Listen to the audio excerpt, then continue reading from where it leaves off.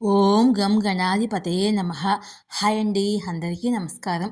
మనం ఈరోజు ఈ వీడియోలో ఈ రాసుల వారికి పరివర్తన యోగంతో అదృష్టం, ఇక చేస్తున్న ప్రతి పనిలోనూ విజయాలే. ఇక ఈ రాసుల వారికి తిరిగే లేదు. ఇందులో మీ రాశి ఉందేమో చూసుకోండి.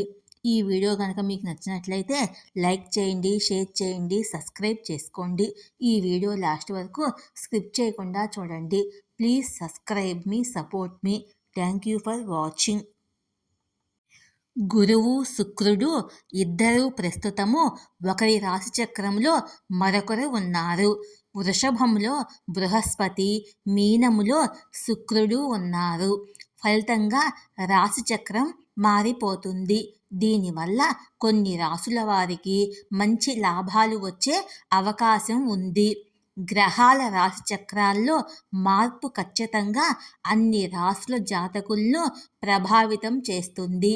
రాశి చక్ర మార్పులతో పాటు గ్రహాలు ఇతర గ్రహాలతో కూడా కలిసి వివిధ రకాల యోగాలకు కారణం అవుతాయి. శుక్రుడు, గురువు రెండు ప్రధాన గ్రహాల కలయిక వల్ల పరివర్తన యోగం ఏర్పడింది. వైదిక జ్యోతిష్ శాస్త్రంలో శుక్రుడిని ప్రేమ, అందం, ఆనందం, శ్రేయస్సు, సంపద మరియు వివాహం యొక్క గ్రహంగా భావిస్తారు.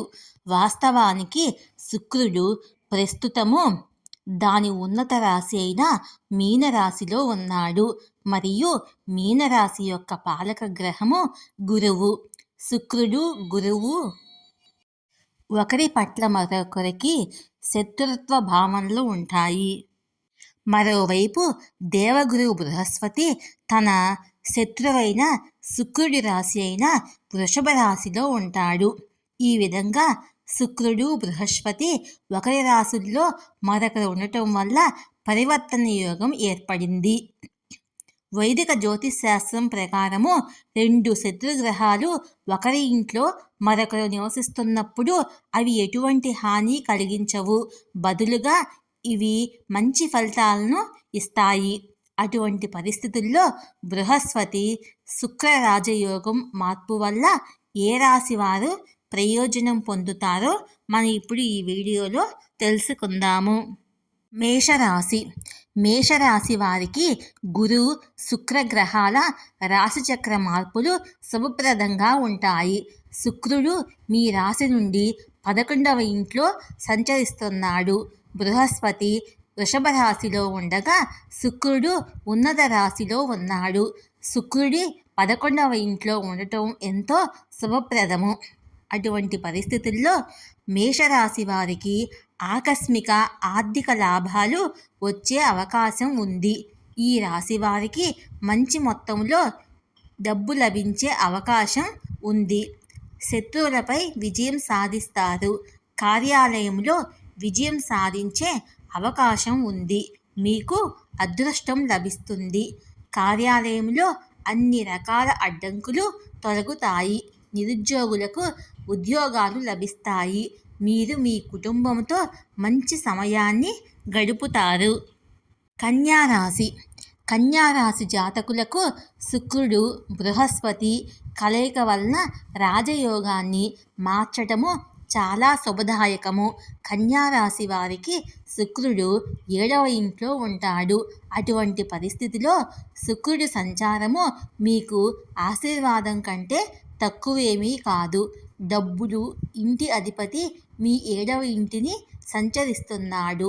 శుక్రగ్రహము తన మహోన్నత రాశిలో ఉండటం వల్ల మాలవీయ రాజయోగం కూడా ఏర్పడుతుంది. వైవాహిక జీవితంలో మాధుర్యం, అదృష్టం లభిస్తుంది. ఉద్యోగాలు చేసేవారికి లాభాలు లభిస్తాయి మరియు ఉద్యోగంలో వారు ఎదుర్కొంటున్న సమస్యలు ఇప్పుడు తీరిపోతాయి. వ్యాపారములో ఉన్నవారికి మంచి లాభాలు లభిస్తాయి. కొత్త కాంట్రాక్ట్ పొందుతారు. మీనరాశి. శుక్ర, బృహస్పతి రాశులు మార్పు మీనరాశి వారికి చాలా మంచిది. శుక్రుడు మీ రాశి నుండి 3వ ఇంట్లో సంచరిస్తున్నాడు. అటువంటి పరిస్థితుల్లో మీనరాశి వారు పరివర్తన రాజయోగ ప్రయోజనాన్ని పొందుతారు. ఈ రాశి వారికి చాలా లాభసాటిగా ఉంటుంది. అదృష్టం మీ వైపు ఉంటుంది మరియు ఆర్థిక లాభాలు అవకాశాలు మునుపటి కంటే ఎక్కువగా పెరుగుతాయి. మీరు పనిచేసే ప్రాంతంలో ఎక్కువ అవకాశాలు లభిస్తాయి.